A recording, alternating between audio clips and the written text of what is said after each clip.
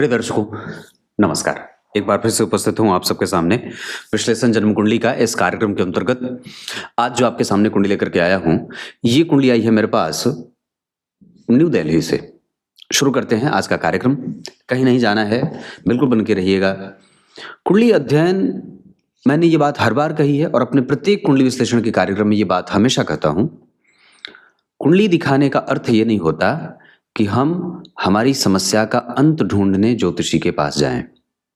कुंडली दिखाने का अर्थ ये होता है हमारी समझ हम और भी ज्यादा एक यूनिक एंगल के साथ विकसित करना चाहते हैं।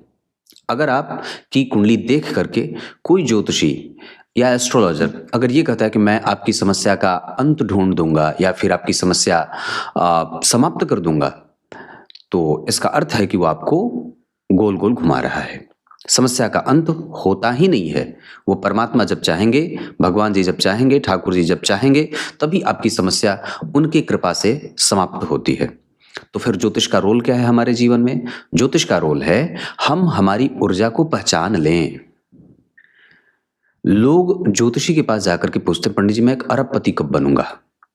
इस प्रश्न के उत्तर के लिए ही आजकल लोग कुंडली दिखाने आते हैं। सामान्य बात है, ये कलयुग है तो प्रभाव है। अब ज्योतिषी ने आपको बता दिया कि इस समय आपकी अच्छी दशा आएगी तो आप अरबपति बन जाएंगे। इस बताने के लिए उसने आपसे जो फी ली, वो उस दक्षिणा से अपने आप को अरबपति बना बैठा।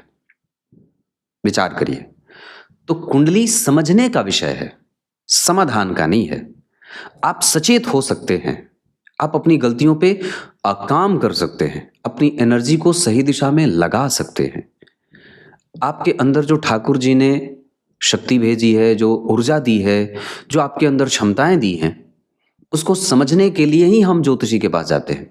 हम क्या क्या कर सकते हैं, हम धन किस जगह से और कमा सकते हैं, हम अपने पराक्रम को और किस दिशा में लगा सकते हैं, हम कब यात्रा शुरू कर सकते हैं, हमारे संबंध अगर माता से कमजोर हैं तो उसे ठीक कैसे किया जा सकता है, हमें किस संबंध को लेकर के बहुत सतर्क होने की आवश्यकता है, मित्र हमारे फायदेमंद होंगे या नुकसानदायक। ये कुंडली का वस्तुतः वास्तविक अर्थ है।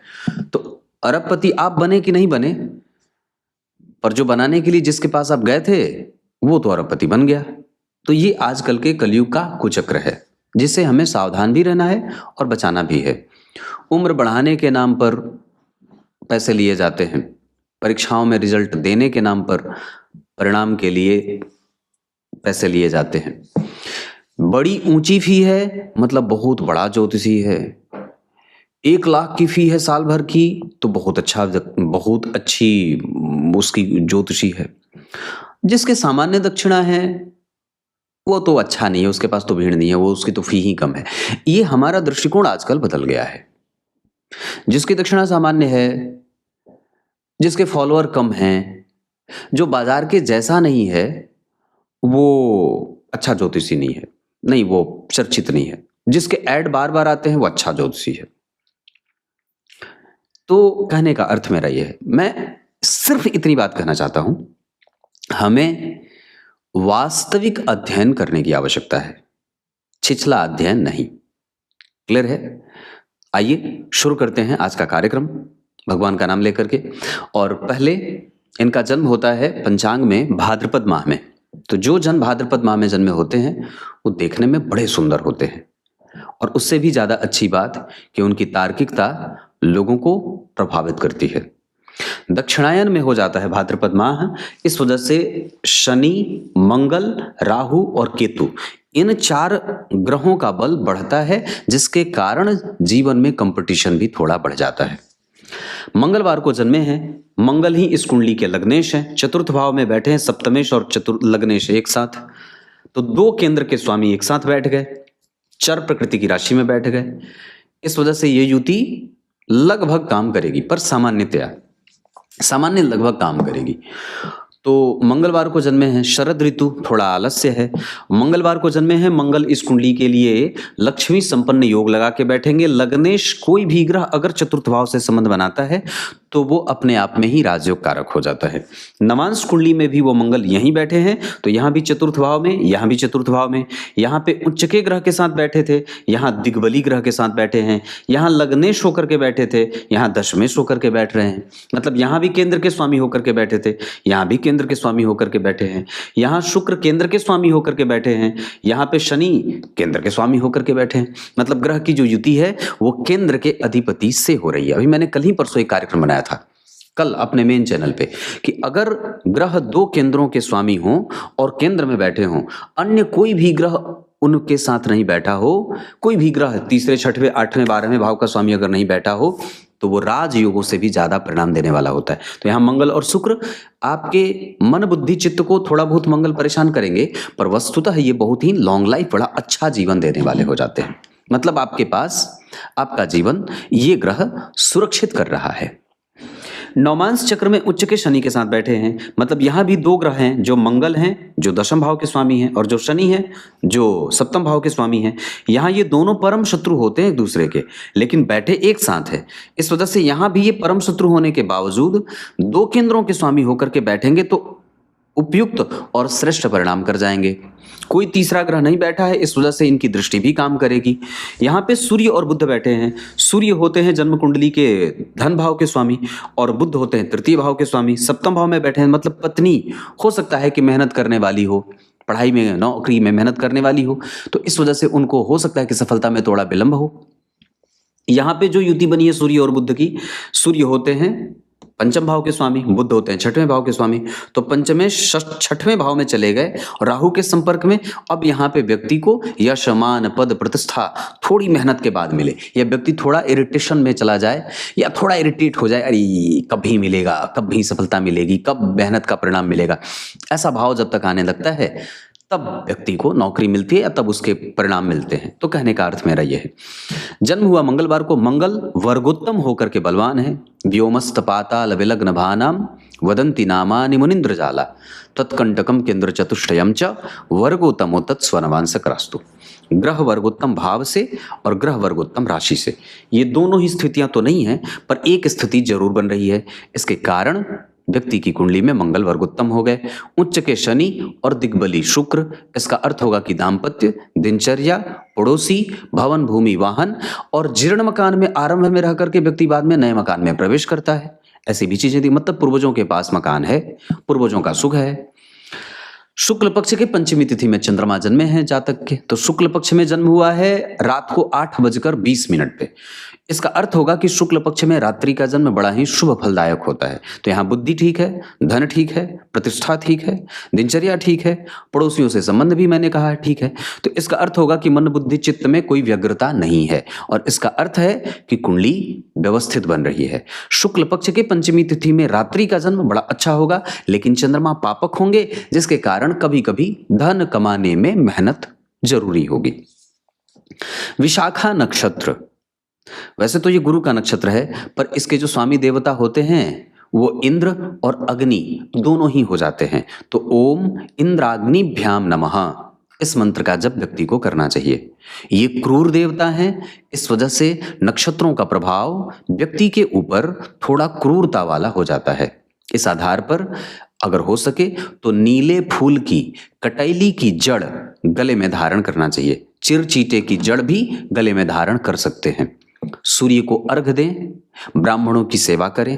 आपको एक बात बताता हूं, रामायण में, वाल्मीकि रामायण में बात आई कि इंद्र जब गौतम ऋषि की पत्नी अहिल्या से संसर्ग करते हैं, समागम करते हैं, तो गौतम ऋषि ने उन्हें शाप दे दिया था, जाओ तुम बिना अंडकोश के रह जाओगे, ऐसा उन्होंने शाप दिया। फिर इंद्र ने ये बात सभी देवताओं से बताई थी कि भगवान जो है वो जितने भी देवता हैं उनको ये बात उन्होंने बताई कि गौतम ऋषि ने मुझे ऐसा शाप दिया है। तब जाकर के उनको बकरे का अंडकोश लगाया गया था, ऐसा रामायण में है। जबकि रामचरितमानस में गौतम ऋषि ने उन्हें, ऐसा वर्णन आता है रामचरितमानस में कि गौतम ऋषि ने उन्हें ये कहा था कि तुमने मेरी पत्नी के साथ अगम्या के साथ गम्य किया है, समागम किया है, तुम्हारे पूरे शरीर पर स्त्रियों की योनि के चिन्ह बन जाएंगे और वो नेत्र स्वरूप हो जाएंगे। इंद्र को ऐसा शाप लगा था। कहने का अर्थ क्या है कि ये ऐसे देवता हैं जिन्हें क्रूर देवता की श्रेणी में रखा गया है। ये क्रूर हैं, इस वजह से कई बार नक्षत्र का प्रभाव क्रूर हो जाता है। अग्निहोत्र वगैरह करना चाहिए, यज्ञ करना चाहिए, हवन करना चाहिए, तिल का दान करना चाहिए, स्नान के जल में तिल मिलाकर स्नान करें, पीली सरसों मिलाकर स्नान करें, हल्दी, दही, इन सभी चीजों से जल में मिलाकर के स्नान करें। गाय की सेवा करें, गाय के गोबर के कंडे से घर में धूनी जलाएं, उसमें कपूर और हल्दी आदि डाल करके। क्लियर है? तो ये आपकी कुंडली का विशाखा नक्षत्र, वैधृति योग, बालवकरण, शूद्र वर्ण और राक्षस गण होगा। तो शूद्र वर्ण के कारण, राक्षस गण के कारण व्यक्ति में एक अलग तरीके की जल्दबाजीपन की प्रवृत्ति देखने को मिलेगी। वो एक अलग तरीके का भाव उसके अंदर होगा जो जल्दबाजीपन से व्यक्ति को युक्त रखेगा। थोड़ा ईर्ष्या, थोड़ा द्वेष, छल कपट, थोड़ा मोह मात्सर्य, आलस्य, प्रमाद, ऐसा थोड़ा रहेगा। मतलब क्षत्रिय वर्ण के कारण हमारे अंदर दिव्य पराक्रम है, पर वो कई बार किसी दूसरे के ऊपर हावी होने लगता है, या हम किसी दूसरे के ऊपर जल्दबाजी में निर्णय सुना जाते हैं। तो क्षत्रिय वर्ण और राक्षस गण के कारण ऐसी प्रवृत्ति देखने को मिलती है। हमारा शरीर गंदा ना हो, हम बिल्कुल शुद्ध अवस्था में रहें, शुचिता का पालन करें, धर्म का पालन करें, किसी से क्रोध न करें, वैमनस्य का भाव न रखें, ठाकुर जी की कृपा से जो मिल रहा है उस पर विश्वास रखें, और जो नहीं मिल रहा है उससे संतुष्ट कर लें अपने आप को।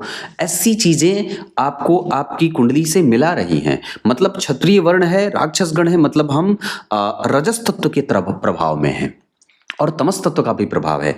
तो इन दोनों तत्वों से हटा करके हमें शुद्ध सात्विक तत्व की तरफ अपने आप को बढ़ाना है। हमारा व्यवहार शुद्ध कितना हो जाएगा, हम हृदय हमारा विशाल कैसे हो जाएगा, हम समुद्र की भांति गहरे कैसे हो जाएंगे। हमारे पास अगर कोई व्यक्ति आता है तो हम उससे किसी भी प्रकार का कोई कंपटीशन क्यों नहीं रखेंगे, नहीं रखना है। हम किसी की मदद करने के लिए क्यों नहीं आगे आ जाएंगे, हम विनम्र कितने हो जाएं, हम सदाचार से युक्त कैसे रह लें। इन सभी चीजों का प्रभाव जीवन में रखना होगा। गुरु दीक्षा जितनी जल्दी हो सके ले लें। बड़ों का आदर चाहे कुछ भी हो हमें करना ही है, और ईश्वर के प्रति विश्वास अटूट कैसे बढ़ाया जाए इसका ज्ञान रखना होगा। क्योंकि ये तत्व का प्रभाव ऐसा होता है भगवान, जो आपको एकांत, शांत और निश्चिंत बैठने ही नहीं देता है। हमेशा आपको ऐसा लगेगा, अरे वाह मेरे पास तो इतना पराक्रम है, फिर मैं ठाकुर जी के ऊपर, भगवान के ऊपर, किसी के ऊपर क्यों विश्वास करूं। फिर हमारे ऊपर फिल्मों का डायलॉग आने लगता है, अरे काहे ऊपर वाले के भरोसे बैठे, ऊपर वाला तुम्हारे ही भरोसे बैठा होगा। तब तो ये मनुष्य के बनाए डायलॉग हैं, और वेद शास्त्र में ये लिखा है कि सब कुछ भगवान के भरोसे छोड़ दो, जो आपके सामने काम आ रहा है वो करते रहो। बात है, तो इस वजह से ये बात समझनी होगी। तो कुल मिलाकर के आपकी कुंडली में पंचांग में क्या गड़बड़ी आई, शूद्र वर्ण और राक्षस गण, और एक गड़बड़ी आई कि शुक्ल पक्ष के पंचमी तिथि के चंद्रमा, जो समय के हिसाब से बहुत अच्छे हैं क्योंकि रात में जन्म है, लेकिन पंचमी तिथि के चंद्रमा शुक्ल पक्ष के पापक होते हैं। इस वजह से व्यक्ति के जीवन में एक अविश्वास का भाव देखने को मिल जाता है, उसके पराक्रम पे उसका विश्वास कम होता है। क्लियर है? अब मैं आपकी कुंडली बताऊंगा, मेष लग्न की कुंडली में कि कौन से ग्रह कहाँ बैठे हैं, कितने अंश पे और कितने किस नक्षत्र में बैठे। अब यहां से आगे बढ़ते हैं। सबसे पहले बात करेंगे मेष लग्न की कुंडली के लिए। मंगल देव लग्न के साथ अष्टम भाव के स्वामी हैं, जन्म कुंडली के चतुर्थ भाव में बैठे हैं, शुभ भाव में बैठे हैं, नीच के बैठे हैं, जिनका नीच भंग चंद्रमा के कारण हो रहा है, तो ये राजयोग हो जाएगा। इसका अर्थ होगा कि मंगल का परिणाम चंद्रमा पर आश्रित है, और चूंकि वो शुक्र के साथ बैठे हैं, शुक्र और चंद्रमा का भी आपस में परिवर्तन हुआ है, तो 2-2, 3-3 राजयोग जन्म कुंडली के केंद्र में ऐसे ही बन गए। पहला कि लग्नेश चतुर्थ भाव में अपने आप में राजयोग, उसके बाद मंगल का नीचभंग राजयोग चंद्रमा के कारण, चंद्रमा और शुक्र का आपस में परिवर्तन, उसके बाद बुध का सूर्य के साथ बैठना, छठे भाव में नौकरी और प्रतिष्ठा के लिए मनाया जाने वाला महान राजयोग, और जन्म कुंडली में गुरु की दृष्टि लग्न पे जो भाग्य भाव में बैठे हैं, यहाँ भाग्य भाव के अधिपति होकर के धन में बैठे हैं, यहाँ भाग्य भाव से इनका सीधा संबंध बन रहा है पंचमेश होकर के। इसका अर्थ क्या है जरा ध्यान से समझिए। तो जन्म कुंडली के नवम भाव से गुरु का संबंध, जन्म कुंडली के नवम भाव से गुरु का संबंध, नवम भाव से राशि बनी और जन्म कुंडली के नवम भाव से गुरु का संबंध। तो धर्म, ऊंची शिक्षा और व्यापार, क्योंकि यहाँ पे शनि और मंगल का प्रभाव है, यहाँ बुध सूर्य के साथ बैठे हैं और यहाँ धन भाव में बैठे हैं, द्वितीय भाव में बैठे हैं नवम भाव के स्वामी। उच्च के चंद्रमा यहाँ बैठे हैं, यहाँ चंद्रमा अपने भाव से 4 घर आगे बैठे हैं। शुक्र और चंद्रमा का आपस में परिवर्तन हुआ है। मंगल का प्रभाव तुला राशि पे है। दशम स्थान के अधिपति या दशम स्थान पर मंगल की उच्च दृष्टि जा रही है। दशम भाव के स्वामी अपने भाव से पापग्रह होकर के 3 घर आगे बैठे हैं, जहां का स्वामी गुरु स्वग्रही होकर के हंस योग लगा रहा है। इतने सारे जो प्रभाव बने हैं, ये व्यक्ति को व्यापार, विदेश यात्रा, ऊंची शिक्षा, इन सभी क्षेत्रों से सुख प्राप्त कराने वाली बन रही है। नवम भाव दशमांशा चक्र में गुरु का पंचमेश होकर के बैठना आपके कर्म क्षेत्र में पूर्वजों का आशीर्वाद दिखा रहे हैं। दशम स्थान में सूर्य और बुध का बैठना एक बहुत अच्छा भविष्य करियर में बना हुआ है। लग्न में शुक्र बैठे हैं पराक्रमेश होकर के। अब जरा ध्यान से देखिए, तो तृतीय भाव के स्वामी यहाँ बुध अपने से 4 घर आगे बैठे हैं। पराक्रम का सुख है, मतलब आप जो पराक्रम कर रहे हैं, जिस क्षेत्र में मेहनत कर रहे हैं, उस क्षेत्र में आपको निश्चित रूप से सफलता मिलेगी। और वो संघर्ष में क्यों है? क्योंकि यहाँ पे राहु जा रहे हैं तीसरे भाव के साथ। जब कभी भी राहु जाएंगे तो व्यक्ति को मेहनती बनाएंगे या व्यक्ति को मेहनत करनी पड़ती है। मेष लग्न की कुंडली के लिए पंचमेश भी तो छठे भाव में चले गए, तो अब पराक्रम का जो प्रभाव है, जो उसमें बल है, जो साहस है या जो परिणाम है, वो अब इस वजह से थोड़ा विलंब हो रहा है क्योंकि राहु के साथ चले गए, तृतीयेश के साथ चले गए। इस कारण से ये बात आती है कि व्यक्ति थोड़ी मेहनत करता है या करनी पड़ती है। दशमांशा चक्र में चतुर्थ भाव के स्वामी मंगल एकादशवें भाव में चंद्र मंगल योग लगा रहे हैं। लगा नहीं रहे, योग तो नहीं बनेगा, पर वैसे चंद्रमा और मंगल एक साथ बैठ गए। साथ ही साथ जन्म कुंडली में यहाँ तीसरे भाव के स्वामी लग्न में, यहाँ तीसरे भाव के जो स्वामी हैं वो जरा ध्यान से देखिए, तो बुध के साथ सूर्य का संबंध है, तो धन और पराक्रम का योग बन गया। तो धन जो आएगा वो पराक्रम से आएगा और व्यापार से आएगा। यहाँ धन भाव के स्वामी शुक्र बनते हैं जो दिग्बली हैं, और ऊपर से उनके साथ किसकी युति है? लग्नेश और धनेश की युति है। लग्न और धन के स्वामी जब एक साथ केंद्र में बैठेंगे तो ये अपने आप में धनवान योग बना देंगे, जिसका परिणाम जातक के जीवन में धन के रूप में, प्रतिष्ठा के रूप में, माता के स्वास्थ्य के रूप में कई बार, और जो प्रॉपर्टी के रूप में मिलते देखा जाता है। गुरु का प्रभाव लग्न पे, गुरु का प्रभाव पराक्रम भाव पे और गुरु का प्रभाव पंचम भाव पे।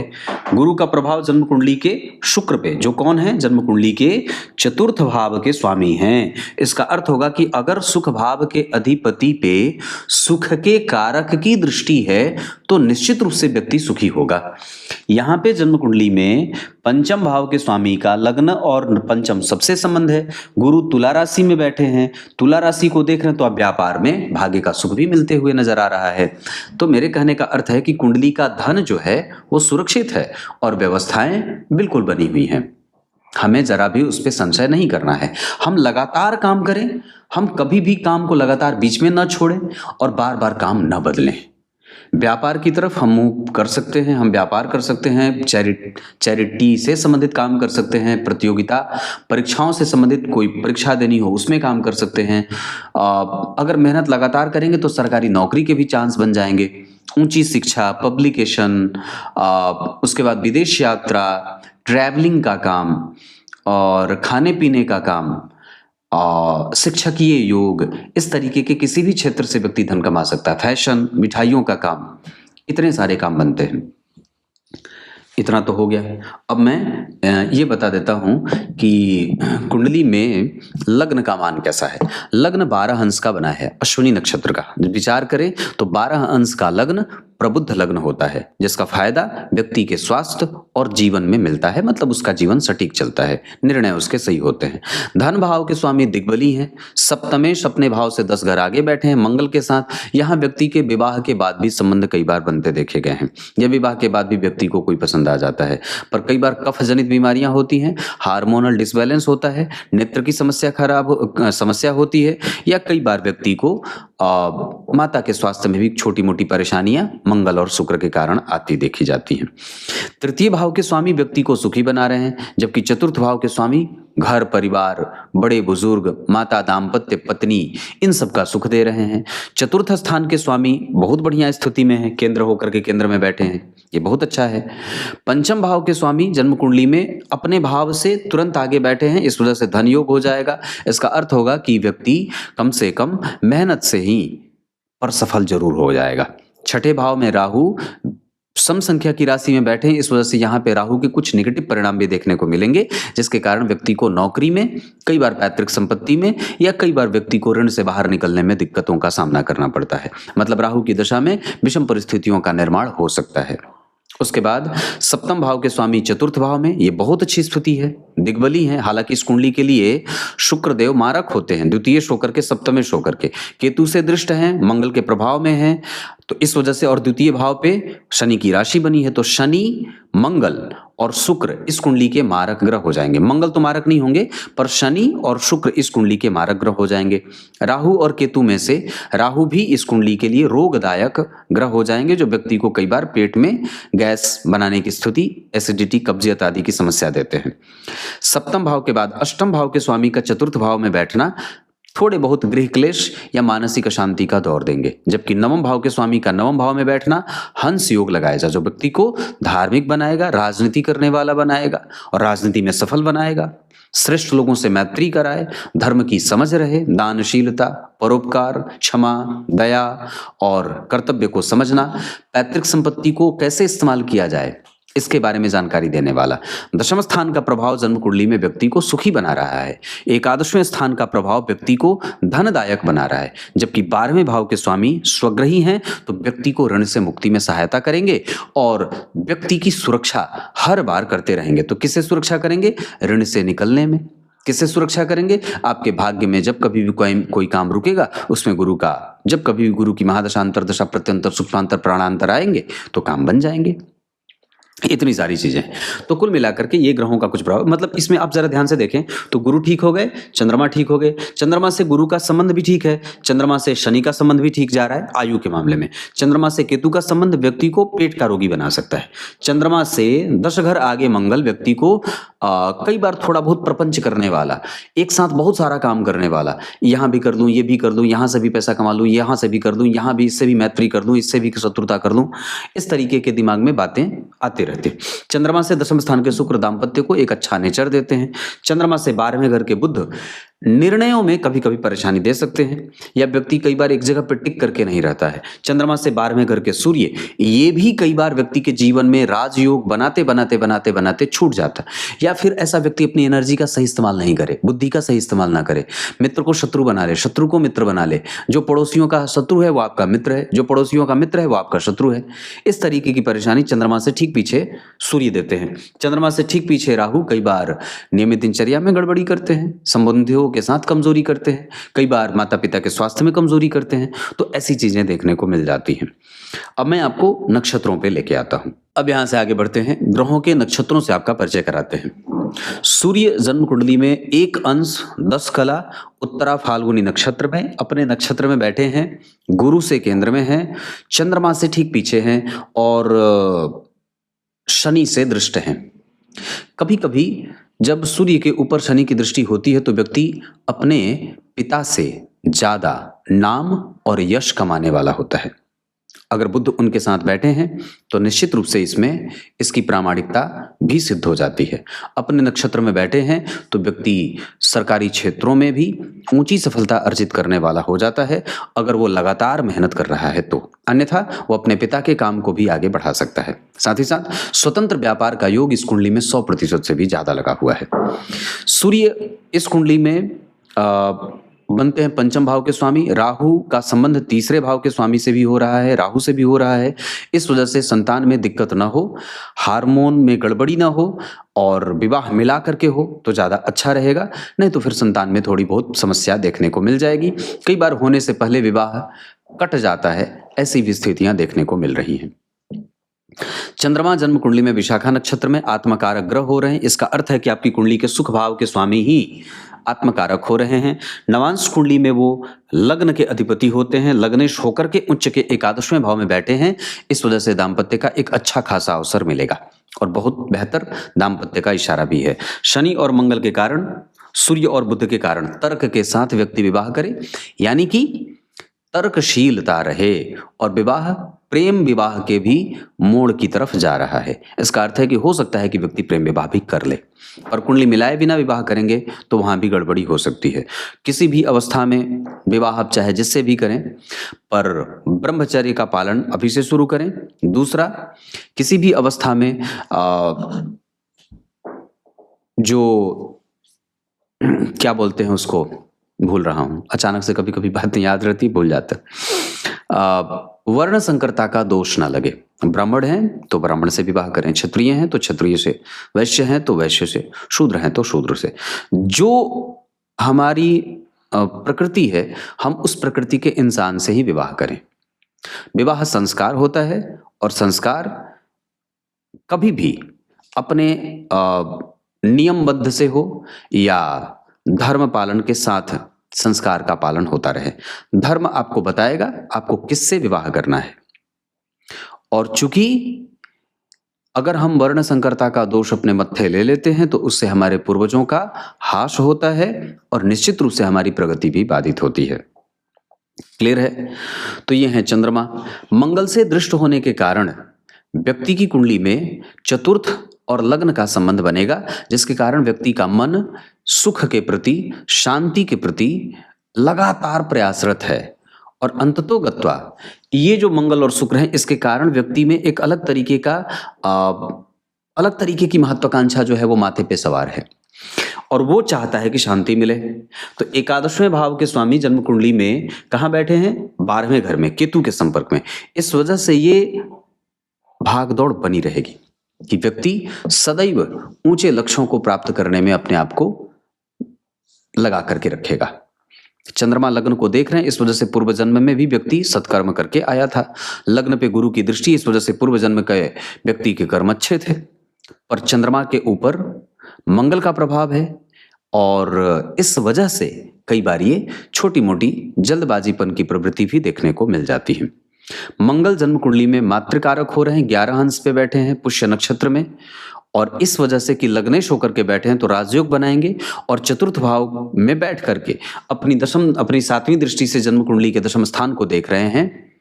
इस वजह से यहाँ पे एक जो सेवा का भाव होता है, प्रभावों के विस्तार की बात होती है, मन के अनुकूल परिणाम प्राप्त करने की बात होती है, माता और पिता के सहयोग और उनके आशीर्वाद की बात होती है। इन सभी मामलों में ये कुंडली धनी हो जाएगी। उसके बाद बुधदेव जन्म कुंडली में 1 अंश के बैठे हैं, नवांश चक्र में वो मकर राशि में जा रहे हैं। इस आधार पर बुधदेव की दशा उत्तरा फाल्गुनी में बैठे होने के कारण धन, प्रतिष्ठा, बुद्धि, तर्क, नौकरी और समस्याओं को समझने की शक्ति, ब्राह्मणों का आदर करने वाली और तर्क करने वाली होगी। जबकि देवगुरु बृहस्पति आपकी कुंडली में पूर्वाषाढ़ा नक्षत्र में बैठे हैं, जिसका प्रभाव 14 अंश पे है। शुक्र दिग्बली हैं तो व्यक्ति कम से कम अनुभवी होगा।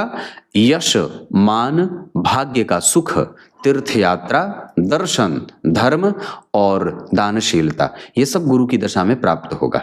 अनुभवों की प्राप्ति भी होती रहेगी, मतलब व्यक्ति बहुत सारे क्षेत्रों से अनुभव प्राप्त करता रहेगा। शुक्र दूसरे सर्वाधिक अंशों के साथ ग्रह विराजमान हो रहे हैं, और अमात्य कारक होंगे 17 अंश के साथ आश्लेषा नक्षत्र में बैठे हैं। नवांश चक्र में वो धनु राशि में बैठ रहे हैं। इस वजह से यहाँ शुक्रदेव कभी कभी छोटी मोटी बीमारियां, स्वास्थ्य को परेशान करने वाली हार्मोनल डिसबैलेंस, आंखों की समस्या और कई बार जो पाचन तंत्र होता है उसको कमजोर करने की स्थिति में लेके चले जाएंगे। मंगल के साथ बैठे हैं, इस वजह से हालांकि वहां पे ऐसी कोई बात नहीं है, पर मन के अशांत होने और बहुत ज्यादा बार चीजों को बदलने की प्रवृत्ति कुंडली में दिखाई दे रही है। इतनी सारी चीजें शुक्र हो गए। शनिदेव 10 अंश के बैठे हैं, उत्तरा भाद्रपद नक्षत्र में अपने नक्षत्र में बैठे हैं, बुध के प्रभाव और सूर्य के प्रभाव में हैं, तो कई बार व्यक्ति को हड्डियों का रोग, सुपलियों में दर्द और गैस्ट्रिक की समस्या बनते देखी जाती है। हालांकि 12वें भाव में शनि और केतु व्यक्ति को मोक्ष की स्थिति में लेके जाते हैं और व्यक्ति का जीवन अंततो गत्वा सुखत्व को प्राप्त करता है, सुखों को प्राप्त करता है। जन्म कुंडली के लग्न से लेकर चतुर्थ भाव तक मंगल और शुक्र बैठे हैं। जो मंगल तो ठीक होते हैं पर शुक्र इस कुंडली के लिए मारक हो जाते हैं। जबकि पंचम से लेकर के अष्टम स्थान तक 2 ग्रह यहाँ और 1 ग्रह, 3 ग्रह यहाँ बैठे हैं। इसका अर्थ होगा कि इस कुंडली का जो मध्य की अवस्था होगी वो तर्क, बल, पराक्रम, मेहनत के बल पर टिकी रहेगी। नवम, दशम, एकादशवां और 12वां भाव यहाँ आपके साथ आपका पूर्व जो कृत्य है वो न्याय करेगा और आपको सुखी बनाएगा। माता पिता का सुख, बच्चों का सुख, दाम्पत्य का सुख, कम्युनिकेशन बेहतर, अच्छे भाग्य और एक अच्छा जीवन इस कुंडली को देखने को मिल रहा है। गुरु के ऊपर शनि की जो दृष्टि जा रही है वो इस बात का निर्धारण कर रही है। यहाँ पे शनि का प्रभाव और गुरु का प्रभाव दोनों छठे भाव पे है। शनि की तीसरी दृष्टि, गुरु की 5वीं दृष्टि। इसका अर्थ होगा कि व्यक्ति अपनी पत्नी को प्रेम करने वाला होगा और एक्सपीरियंस के साथ बात करने वाला होगा। वो कुछ भी ऐसे सामान्य बात करने वाला नहीं होगा। अपनी अवस्था से वो ज्यादा का गहरी जानकारी रखने वाला, ऐसा गहराई से बात करने वाला, मध्यम स्वर में बात करने वाला, बहुत तीव्र और ऊंचे लेवल में बात ना करने वाला, अपनी अवस्था से ज्यादा गंभीर दिखाई देने वाला, बुद्धिमान, तार्किक, समझदार, ज्ञानी और गंभीर मानसिकता का होता है। गुरु का प्रभाव जन्म कुंडली में अच्छा है तो कुंडली को घबराने की कोई भी आवश्यकता नहीं है। तो ये आपकी कुंडली में कुंडली के नक्षत्र और राशियां हो गई। अब मैं आपकी कुंडली में दशमांश चक्र पे थोड़ा सा ध्यान ला दे तो लग्नेश का दशम स्थान में बैठना और दशमेश का लग्न में बैठना ये इस बात का निर्धारण करते हैं या ये फलकथन इसका होगा कि व्यक्ति अपने जीवन में काम पर फोकस बढ़ाने वाला होगा और खाली कभी भी नहीं रहना चाहेगा। आलस्य की कुंडली नहीं है ये, मेहनत करेंगे तो पद की प्राप्ति होगी। धन भाव के स्वामी जन्म कुंडली में बुध हैं जो दशम स्थान में बैठे हैं। ये भी इस बात का ही संदेश दे रहे हैं कि व्यक्ति के पास 100% काम रहेगा, वो कभी भी खाली नहीं बैठेगा। गुरु का प्रभाव लग्न पे, चंद्रमा और मंगल का प्रभाव पंचम भाव पे, गुरु का प्रभाव भी है। इस वजह से व्यक्ति की यश, प्रतिष्ठा, धन, मान और ज्ञान का प्रभाव ये सब कुंडली को बड़ा ही उच्चस्थ पद पे ले जाकर के विभूषित कर रहे हैं। अगर मैं बात कर दूं दशाओं की तो इस कुंडली में थोड़ा बहुत ध्यान रखिएगा। तो शनि की दशा, उसके बाद चंद्रमा की दशा, गुरु की दशा और शनि, चंद्रमा, गुरु और मंगल की दशा लाभ देने वाली होंगी। शुक्र की दशा में स्वास्थ्य परेशान हो सकता है। राहु की दशा में भ्रम पैदा हो सकता है और इतनी सारी चीजें। सूर्य और बुध आपको तार्किक हमेशा ही बना के रखेंगे और लगभग आपके वो यश की वृद्धि करने वाले नजर आ रहे हैं। अन्य वर्ग चार्ट के आधार पर संतान का सुख इस कुंडली में 100% होगा। संतति को लेकर के हमें सावधान होना होगा राहु की दशा में और मंगल की दशा में। ये जो दशाएं होंगी वो संतान को कष्ट देने वाली हो सकती हैं। बाकी इस कुंडली के आधार पर विद्या अध्ययन 100% अच्छा है। भाई बहन का सुख इस कुंडली में 100% बहुत अच्छा है, इसमें जरा भी घबराने वाली कोई बात नहीं होगी। स्वास्थ्य को लेकर के हमें सावधान होना होगा राहु, केतु और मंगल की दशा में। सूर्य बुध ठीक है, गुरु भी ठीक है, शुक्र भी ठीक होंगे। भवन भूमि वाहन से संबंधित निर्णय शुक्र की दशा में ले सकते हैं, गुरु की दशा में ले सकते हैं और साथ ही साथ चंद्रमा की दशा में भी ले सकते हैं। मतलब इन तीनों ग्रह की दशाओं में भवन भूमि वाहन का सुख बढ़ेगा। माता और पिता का सुख इस कुंडली में 100% बहुत बिल्कुल बढ़िया है। सूर्य बुध का परिणाम ठीक है, मंगल का प्रभाव ठीक है, शुक्र गुरु का प्रभाव ठीक है। माता पिता को लेकर के थोड़ी बहुत समस्या हो सकती है। अगर मैं बताऊं तो शनि की दशा के साथ साथ जब कभी भी गुरु का अंतर आए या राहु का अंतर आए तब ये स्वास्थ्य में माता पिता को कष्ट दे सकते हैं। होरा चक्र के आधार पर गुरु और शुक्र मन मुताबिक परिणाम करने वाले बनेंगे। अकेले यहाँ बैठे हैं, थोड़ा किसी के साथ बैठ जाते तो अच्छा होता है, हालांकि फिर भी ठीक है। पर फिर भी बुध, सूर्य, चंद्रमा, शनि, मंगल, राहु, केतु की दशाएं भी व्यक्ति को शांति देने वाली बनेंगी और व्यक्ति को लाभप्रद स्थिति में ले जाने वाली होंगी। एक बात और कहूंगा, ये कुंडली भाग्यशाली है जिसमें आपको सबसे ज्यादा सपोर्ट भाग्य की जो मिलेगी उसमें गुरु की दशा में, चंद्रमा की दशा में, शुक्र और बुध की दशा में भाग्य का सपोर्ट मिलेगा। जबकि सूर्य, राहु और मंगल के साथ शनि की दशा में भाग्य के संघर्ष थोड़े बहुत दिखाई देंगे। निरंतर आप क्या कर सकते हैं? हम नियमित दिनचर्या का पालन कर सकते हैं, सूर्य को अर्घ दे सकते हैं, मांसाहार का त्याग कर सकते हैं, पड़ोसियों के साथ संबंध अच्छा बनाएंगे और दूध से चंद्रमा को अर्घ दे सकते हैं। सूर्य को अर्घ देना आवश्यक होगा। चंद्रमा को पूर्णिमा का व्रत करना चाहिए चंद्रमा के लिए। उसके बाद बजरंगबली के 12 नामों का नित्य उच्चारण 12 बार करेंगे और पीपल के वृक्ष की परिक्रमा कर सकते हैं। गणेश जी पे दूध अर्पित कर सकते हैं। इसके अतिरिक्त गुरु और शुक्र का प्रभाव 100% है, उनके लिए अलग से कुछ करने की आवश्यकता नहीं है। जबकि शनि को ठीक करने के लिए मेहनत पे और पराक्रम के बाद परिणाम पे चिंता ना करें। राहु और केतु भी आपकी कुंडली में लगभग आपके विचारों से अतिरिक्त जाकर के दूरगामी श्रेष्ठ परिणाम करने वाले ग्रह बन रहे हैं। इसके अतिरिक्त चंद्रमा दृष्काण चक्र में जिस स्थिति में बैठ रहे हैं उसके आधार पर व्यक्ति को हमें उत्तम लोगों की प्राप्ति के लिए बजरंगबली की पूजा करनी चाहिए और साथ ही साथ शिव जी की पूजा करनी चाहिए। शिव जी ही बजरंगबली हैं, मतलब उनके 11वें रुद्र अवतार उनको कहा गया है। इस वजह से अगर बात बन पड़े तो बजरंगबली की पूजा इस कुंडली के लिए सबसे ज़्यादा अच्छी होगी। घर में शांति लाने के लिए घर की सफाई खुद से करिए। घर से बाहर निकलते समय घी का दीपक जलाकर बाहर निकलें। झाड़ू पोछा स्वयं से करें। ब्रह्मचर्य का पालन करें। आंखों में समस्या ना हो इसका ध्यान रखें। सुपलियों में दर्द ना हो इसका ध्यान रखें। किसी को भी धन देने से पहले 10 बार विचार करिए। तर्क बल आपका बहुत अच्छा है और बड़ों का आदर इस कुंडली में बहुत अच्छा है। मंगल का संबंध 11वें भाव से है। इस वजह से व्यक्ति अगर चाहे तो शेयर बाजार और सट्टेबाजी से भी धन कमा सकता है। वैसे ये कुंडली रेंटल प्रॉपर्टी से धन अच्छा कमा सकती है। अब इस कुंडली के मुख्य बिंदु से आपका परिचय कराता हूं, जिसमें मैं नक्षत्र वगैरह पे थोड़ी चर्चा कर दूं। तो अगर दान पुण्य करना होगा तो विशाखा नक्षत्र का दान सबसे बढ़िया है। अमावस्या का दान सबसे बढ़िया है। द्वादशी का दान बहुत अच्छा है ना। इतनी सारी चीजें पुष्य में दान कर सकते हैं। हस्त, पुष्य, अनुराधा, उत्तरा भाद्रपद और रोहिणी, स्वाति, श्रवण, ये सब नक्षत्र किसी भी काम को करने के लिए उत्तम रहेंगे।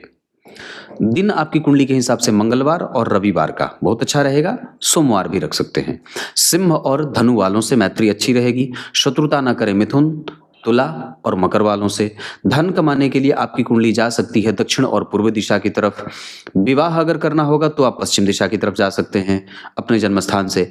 उसके बाद आपकी कुंडली में अंक, तो अंक इस कुंडली के लिए 2 और 5 बहुत अच्छा रहेगा। इस कुंडली में अच्छी बात क्या है, बहुत ध्यान से समझिए। तो यहाँ केंद्र में चर प्रकृति की राशि बनी है 1 4 7 10। यहाँ भी केंद्र में 1 4 7 10 बना है। यहाँ पे स्थिर राशि का निर्माण हुआ है, लेकिन दशम भाव के स्वामी लग्न में और लग्न के अधिपति दशम में। गुरु का प्रभाव लग्नेश और दशमेश दोनों के प्रभाव में आ गया, क्योंकि लग्न सूर्य की राशि से था, गुरु की दृष्टि पड़ गई, और शुक्र दशम भाव के अधिपति होते हैं, उस पर गुरु की दृष्टि पड़ गई। इसका अर्थ होगा कि लग्न और लग्नेश अगर गुरु से प्रभावित हो गए तो कुंडली में भाग्य का प्रभाव मिलेगा। यहाँ पे जो गुरु हैं वो धन भाव का संबंध बना रहे हैं मित्र की राशि में। यहाँ गुरु अपनी राशि में है और यहाँ पे गुरु यहाँ भी मित्र की राशि में है। जिस भाव में बैठे इस भाव का अधिपति 11वें में बैठ करके पंचम को देख रहा है और गुरु स्वयं पंचम भाव के स्वामी होकर के 11वें में बैठ रहे हैं। इसका अर्थ होगा कि व्यक्ति निश्चित रूप से गुरु, मंगल, चंद्रमा, शुक्र और सूर्य के साथ बुध की दशा में समाज में प्रतिष्ठा और नाम को प्राप्त करेगा। इसमें कोई संदेह नहीं है। अभी चल रही है बुध की दशा। इस बुध की महादशा में चंद्रमा का अंतर और शनि का अंतर, साथ ही साथ राहु और केतु का अंतर कष्ट देने वाला हो सकता है। हमें थोड़ा बहुत सावधान रहना होगा। जब आएंगे केतु तो मानसिक तनाव बढ़ेगा। उस समय हो सकता है कि अगर सरकारी नौकरी में चले जाएं या अगर हैं या अगर व्यापार कर रहे हैं, जो भी काम करेंगे उसमें थोड़ा बहुत मानसिक दबाव बढ़ेगा। केतु की महादशा में शनि का अंतर, उस केतु की महादशा में चंद्रमा और उस केतु की महादशा में सूर्य का अंतर कष्ट देने वाला होगा।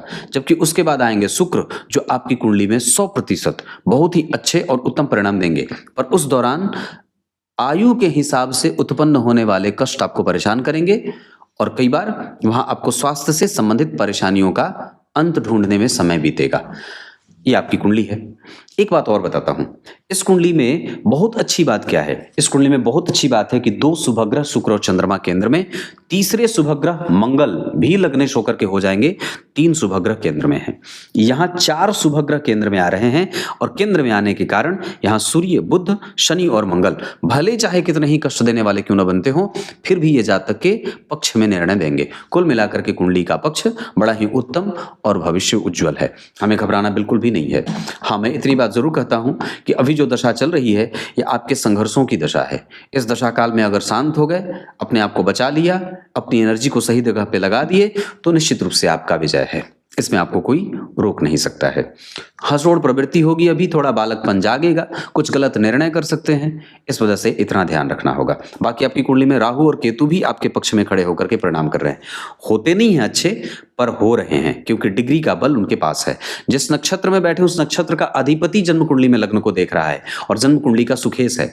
तो राहु जिस नक्षत्र में बैठे हों या जिस प्रभाव में हों, जैसे बुध की राशि में बैठे हैं, बुध के साथ बैठे हैं, हस्त नक्षत्र में बैठे हैं, चंद्रमा केंद्र में बैठे हैं, तो नक्षत्र का स्वामी भी लगभग ठीक है और भाव का स्वामी तो बिल्कुल ठीक है। इस वजह से आपकी कुंडली के राहु भी व्यवस्थित परिणाम दे रहे हैं। क्लियर है? कुछ इसी तरीके से आज के इस कुंडली विश्लेषण के कार्यक्रम का समापन करते हैं। रोज देखा करिए कार्यक्रम। तब तक के लिए बहुत बहुत नमस्कार।